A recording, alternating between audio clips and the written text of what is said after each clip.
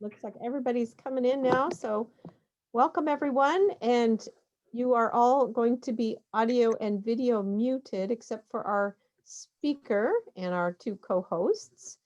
I want to welcome you on behalf of the Master Gardeners tonight. And we're really excited to partner with the library on this series of programs we've been doing for them. This is the last in our series for this year, but we will be starting up again in January.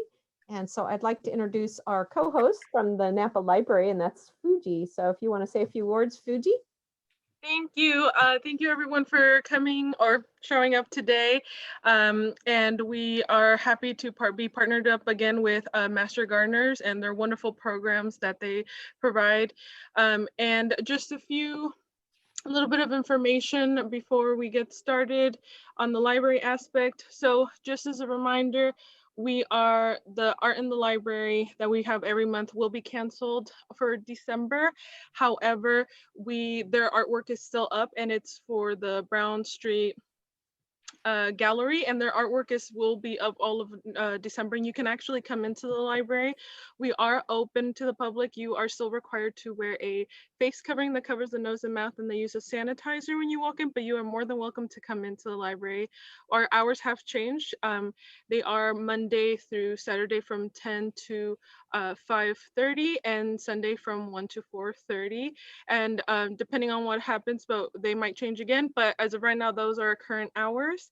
Another great program or contest that we have going on is the stocking contest, and that's going to start on the 14th through the 20th, and you'll be able to submit pictures of creative decorative stockings that you can do, and they will be prize announced on the 21st.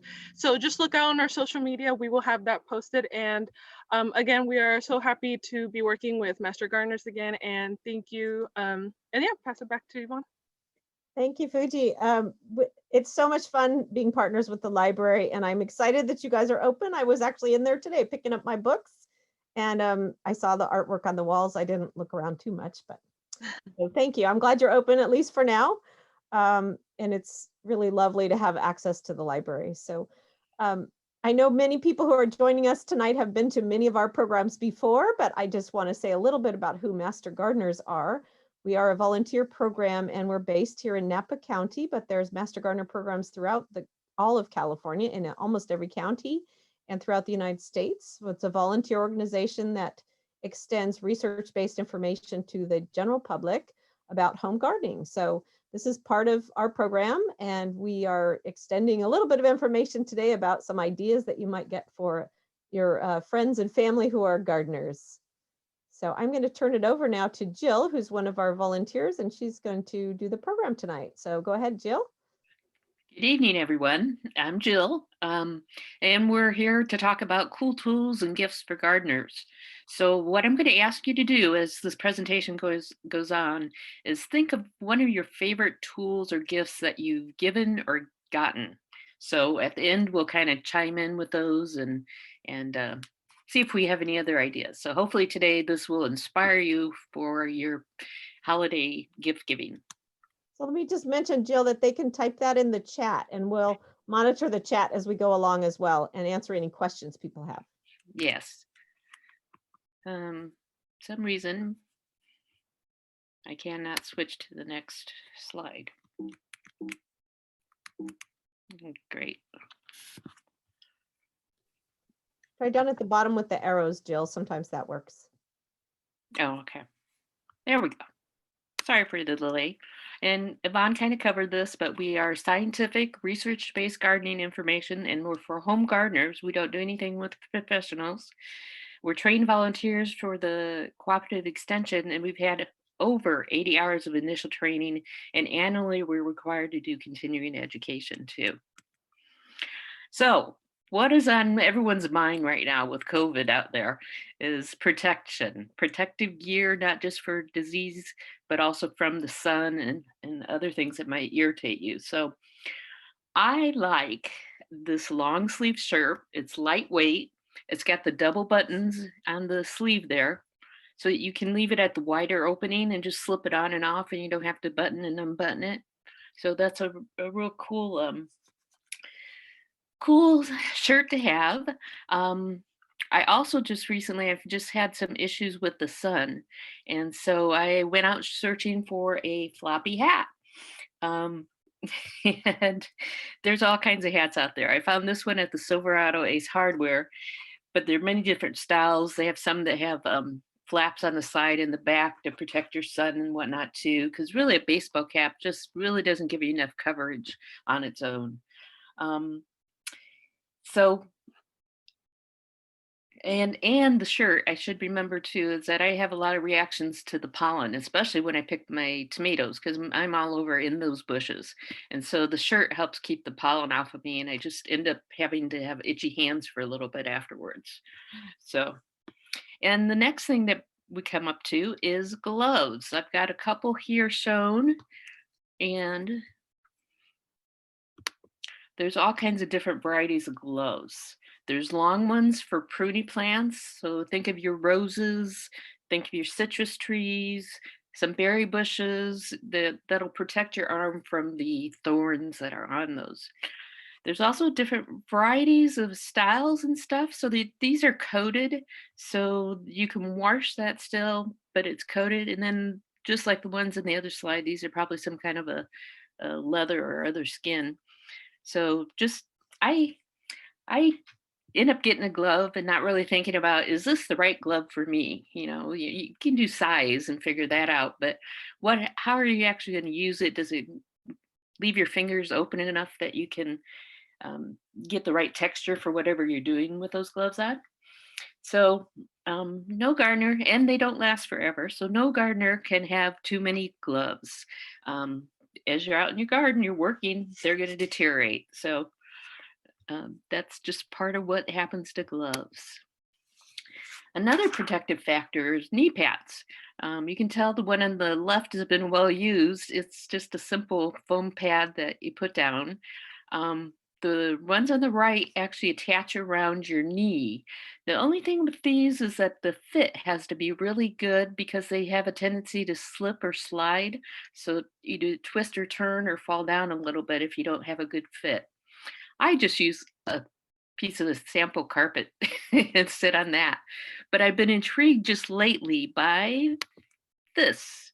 Not only can you sit on it, but then when you kneel on it, you've got the handholds on either side to help you stand up. And if you're anything like me, as you age, getting up and down can be a little bit harder as we go. So I might gift myself one of these this Christmas. We also have publications out there. These are our local books, The Trees in the Napa Valley and the Month by Month Guide. They're for sale through our website. The Trees is $15, and it's been recently updated. And it has it's a spiral bound book, as you can tell, and it has maps in the back, which even if I had put one of these on there, but it has a guide on one side and then the actual map of several different walks that you could do in Fullertown, Old Town Napa, and then there's also a driving map of the significant trees in Napa. It includes an extensive chart of 220 different trees and updated articles on the individual tree species themselves. There's some interesting ones. Fuller Park, we've started to do, or we did do a walk again with them. So keep an eye out for those. But the Fuller Park is most interesting to me because it has all kinds of trees it shouldn't have. It's got all these different tropical trees. They get trees from all over the world, and they're there. And so they're described in the book. The book was originally written by John Hoffman, who was a local arborist and a UC Master Gardener until his death in 2010. It's been updated by Bill Promick, who's our local arborist that you probably read about in the paper right by our articles on Saturday. So we've been trying to keep that up to date too. The month by month guide has been just fresh off the whatever streets, updated. wasn't a little, a lot to change, but this is a really, really handy book for gardeners to keep track of things on. We're big on keeping logs and keeping track of what did well, what didn't do well, what the different microclimates were around. So this one talks about our climate zones and about planting and harvesting and what to do on a month by month basis. It has some basic information again on the climate zones, how to prepare your soil, different things about mulching and composting and soil sterilization. But when you come to the individual month, it'll tell you a little bit about what you should be doing, and it'll tell you about soil management, and then your to do, what you should be doing that month, what are the typical things that get done that month, and then what you might plant in that particular month, and also what you might harvest. And behind each month, there's a 4-month period that you can put the weather, planning, bloom, harvest, maintenance, planning for 4 years. So you can keep this up to 4 years, and you've got a year by year comparison of what's gone on in your gardens. Again, the month by month guide is $12, but if you order these online, there's also a shipping fee with it. So I don't have that at the tip of my fingertips, but be aware of that. It's not just the 15 for the trees and the 12 for the month by month. There's also shipping on top of that. And last Saturday, I don't know if you saw our Master Gardener newspaper article in the Napa Valley Register, but our incoming president, Cindy Water, wrote this, and it's on a few other books too that you might want to consider. So you can get to this on our website and read about the books that she wrote about. One of them was a local author, so that's kind of neat for that perspective. And there's all kinds of books out there. So a few other books to consider is everyone must have some version of the Sunset Western Garden book. It really doesn't change a lot over the years, but have at least one handy because there's so much information in there. And even if you're interested to talk about nomenclature and how you work out the fancy words for the plants, but it's got it's really the ultimate gardening guide, as they say on the front. It's got vegetables, it's got trees, it's got ornamentals, and it's just, you can find whatever you're looking for in there, and the information that you might need with it. So the book on the right is California Blooms and Bees and Blooms, excuse me. It's a guide for gardener and naturalists. As as the bee population is declining, it means food will decline because we need the bees to pollinate the food. So everyone should be interested in encouraging bee population growth, especially with our native bees. So this is a really good book for you to be friendly to bees. The UC Berkeley Bee Squad developed this book. It's got a lot of up-to-date information. And the website that's at the bottom here is a real good source of other information too. So you might want to take a minute to jot that down. And if you check out that website, it'll help you find out ways to protect our pollinators. So good resource. And just be happy, don't worry. Unfortunately, this year we didn't get to do our 4th of July parade, but this was me in 2019 and I had a lot of fun with it. So anyway, I thought I'd stick it in. Other good gifts are rain and temperature weather gauges. So the rain gauge on the left is a pretty simple one.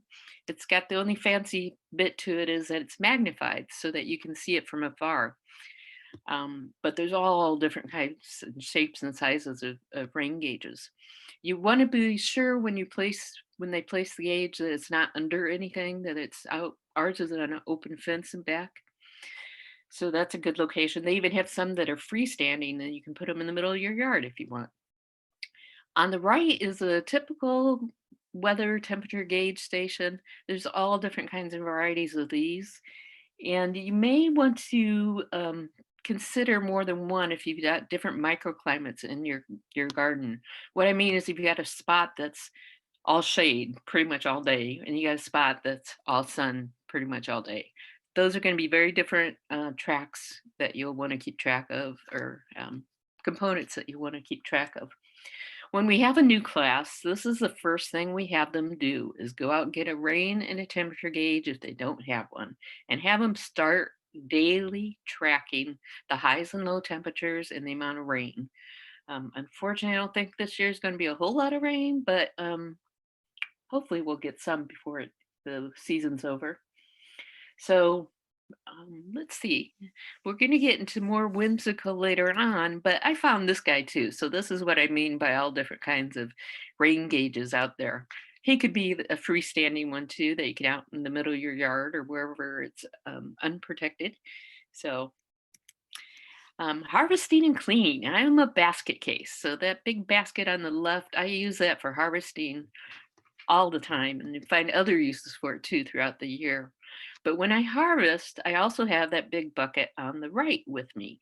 And that's where I'm cleaning out all the dead vegetation, the fruit that something ate or whatnot. You can see it's a little goopy at the bottom there. But I have that handy, and that way I don't have to move my yard waste toter all over the yard. I've just got that, and it's easy to lift and take over and dump into the yard waste bin. So that's an idea. That's a not just any plastic, because some of the plastics will break down in the sun. So this is a gorilla, and they have these various different shops around. I got this one at Steve's Hardware. It's the second, no, it's the second biggest or third biggest bucket like this. So they have all different sizes too, but they really hold up well. So I recommend that you get a plastic tub that will hold up like this Gorilla brand. Okay. And this is kind of a unique one, a Hori Knife. I don't know if anyone's ever seen this, but it's got on the bottom, it's serrated so you can cut with it. And on the top, it's got numbers, inches, so you can measure how far you want to dig down with it. It's just kind of a multi-purpose tool that's really handy to have. And all of them I've seen have come with a case because you want to keep your fingers. You don't want to lose any of those or leave those in the garden. So that's a real good all-purpose tool that you can find. And there's all kinds of cutting tools out there, just a bunch of them.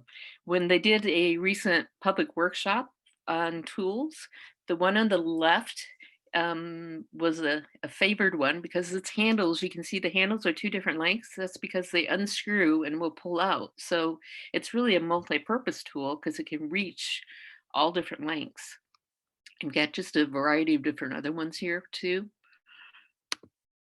And that picture got a little blurry. Sorry about that. But ratcheting tools also came to the discussion at the workshop with the master gardeners in particular, because if you don't have the strength in your hand anymore like you used to, that will ratchet down and you don't have to worry about doing the cut. It'll kind of help you do the cut for you. And so they're very easy to use and effective if you're losing your hand strength.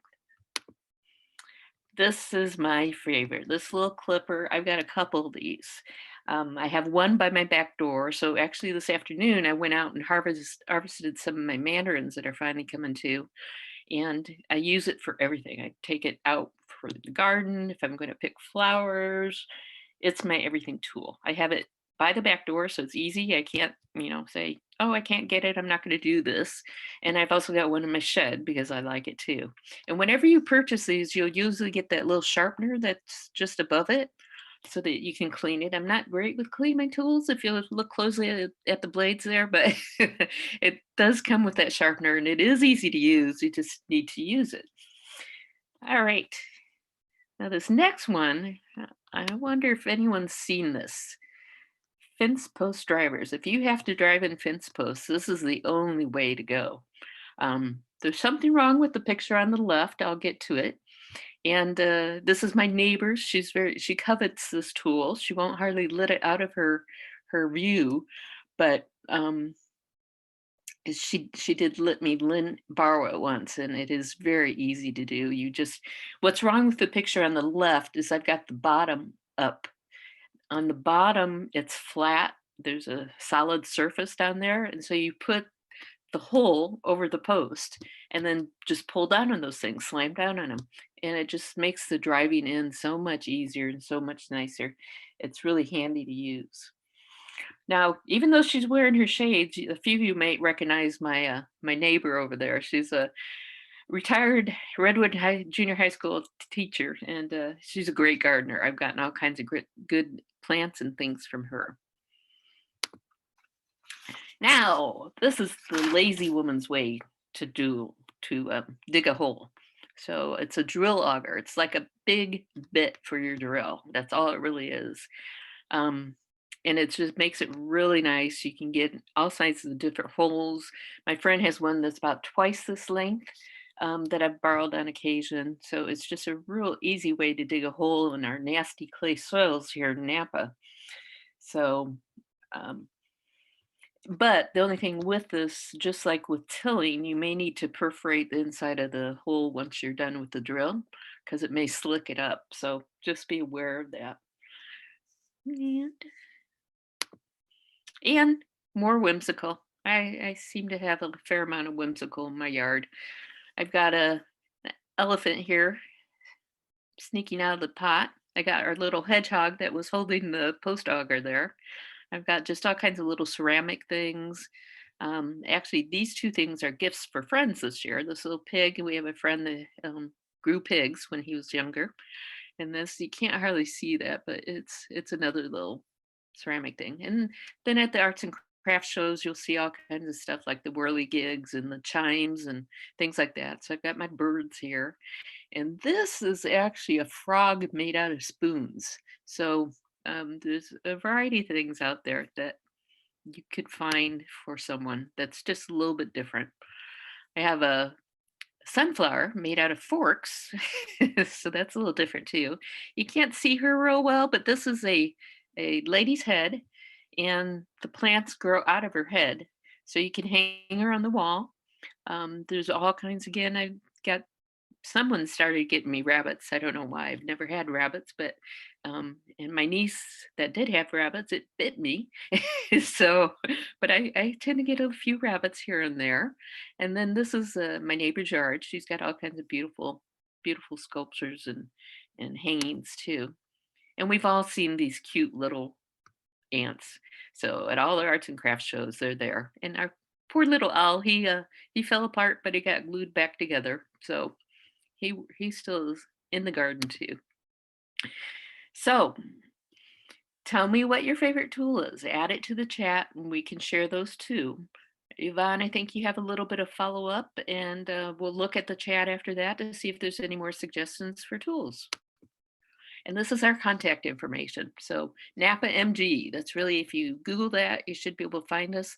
Our help desk is still up and running. So we're doing it remotely, but we're still answering all the questions that come in. So if you get questions, please give us a call, or you can also enter in through the website, you can enter in a question that way too. So. So Jill, Okay. there was a couple of comments in the chat. Okay. One person, Penny, said that she bought one of those, the stools that you showed where you can sit or flip it over and use it as a kneeler, that she said she bought one of those for her helpers and he loves it. So Oh, I was okay. thinking maybe a good gift for some of us getting older who like to have that little extra help getting up is pretty nice. Yeah, that's the hard part. I've So, also seen some little, there's little benches with wheels on them too that actually have like a little storage so you could keep your tools in there. And mhm. nothing works as good as a bucket though, I have to say. Dragging a bucket around with you is always really, really Yeah. useful and Well, helpful. and they have those bucket belts now too, that you can stick your tools in the belt and have that be on the bucket. So that's another thing out there. Yeah, tool belt is always helpful. Hmm. Um, Somebody asked if your favorite tool had curved blades, and my understanding was it's a straight blade, but it's kind of short, right? It's a short. Yeah, it's only about 2 inches long, 2.5 inches long, and it's straight blades. And I've used it on when I took out the tomatoes, it was, big stalks like that. I was using that to take them out. So it's just a very easy, handy tool, and keeping it right there by your door. My neighbor does the same thing. She's got a drawer by her back door, and she's got hers in there, and she's got her another one in the garage. So it's just very handy. So someone is suggesting Corona pruners. I know there's some really good brands. I think if you're going to buy a pruner for someone, it might be a little more challenging, but certainly for yourself, spend the money and buy a good one that you can sharpen and that you can take apart and clean is really important. And they'll Mhm. last you a really long time. So even though they seem expensive initially, it's worth buying good cutting tools because nothing's as good as having a sharp, good cutting tool. Yeah, everybody I think has broken that screwdriver that they thought they got on the cheap. So it's definitely worth the while to put the money into it, because the blades are really what you want to last and to do the job that you have them in mind for. Cindy, Cindy has, she's posted that she has wine barrel rings, metal rings. I have a bunch of those too. If anyone knows anyone who makes them into decorations or wants them for decorations. I seem to have a lot of those laying around my yard too.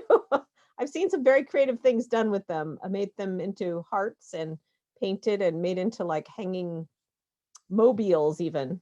Mhm. I don't know if anybody's doing that though. Well, one of my neighbors actually put them inside of each other, so it is a circle, and it's out in their yard. I've So seen those. Those look really nice.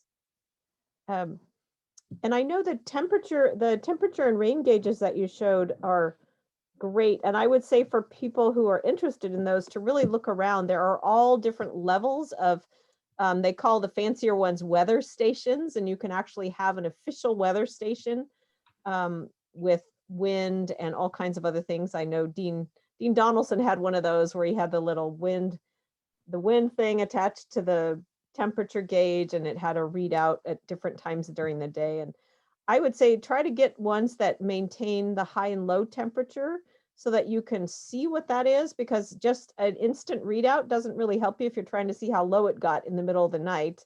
If you're trying to protect anything from frost, you'll want to know temperatures, a couple hours after they occur, so that having something that stores the temperatures is very helpful. Yvonne, didn't you have a website that you were going to mention that they could look at to get chimes and weather stations, chimes and gauges, or something like that? Oh, I got a catalog. It was called, oh shoot, I don't know the name now. Yeah, I wrote it down, but of course it's not popping up to me. No, sorry. Somebody is asking if you have any suggestions for tool belts. Um, you just want to make sure they fit. You want to make sure you don't hurt yourself. So you want sheaths to put the pruners and cutters into. You don't want those up against your gut body and actually take a spill and have it impact you. So Yeah, and I would say that the leather, a good leather one would be preferable to anything else, because you want it, like you said, you want it to have protection to keep you and your tools safe. mhm. Yep. Hmm. I was looking on some of the other Master Gardener websites, and some of the Master Gardener programs have other types of calendars. I know that the Sacramento Master Gardeners do a really nice calendar every year that's a actual calendar. Ours is more of a ongoing journal that you can use for several years. But the Sacramento group has a really nice calendar they produce every year that has all kinds of information in it, as well as garden tips and what to do each month. And it's only $10 and they have them for sale. But that's kind of a fun gift, and it certainly supports them. When you need to remember their temperatures are much different than ours here. Our They climate's are. different. Their focus each year is a little different, and the one for this year is focused on trees and shrubs. Um, Somebody is suggesting here a tool vest rather than a tool belt. Oh, And I'd still have the same concerns about it if it was cloth. Um, yes. So Yeah, you wouldn't want something that would, that things can poke through. I know I'm always sticking my clippers in my pocket and then I'm sorry because I poke holes in my pockets. yeah. So having a good tool belt is very helpful. I really do like the idea also of having, even just having a bucket or a basket to carry your tools in. Bright colors are always nice. I always like green colored tools, but they don't show up very well in the garden. So it's nice to have red handles because then you can find things again when you leave them Yes. behind. Linda Yeah, thank Bogner is suggesting she has a tool bucket, which I agree, it works really well. One of the great things I saw from ex-master gardeners, when we went to visit one of their gardens, they had, and I've seen this in some catalogs and things, they had put an old mailbox way out in the garden, in the middle of the garden, painted cute and colorful. It was decorative, but in there they kept their pruning tools so that they wouldn't have to get all the way out in the garden and they go, oh shoot, I forgot my hand clippers. So keeping a little trowel and a couple of pairs of clippers out there or something like that was really helpful too if you have a large garden. That way you don't have to always be going back to the tool shed. A bucket you can sit on with a tool apron. That's a great idea too. Shirley put something about Lane County, Oregon. I'm not sure what that was. Shirley, if you want to elaborate a little bit. Oh, here. Back easy handle attached is very popular after we introduced it to the public. I'm not sure what that is. Anybody else have great ideas that you want to share with wonderful gifts? I know worst case scenario, you could always give a gift certificate to any of the nurseries. We have some great local nurseries and they always have lots of wonderful things and bulbs and such in the winter time that are always fun for people.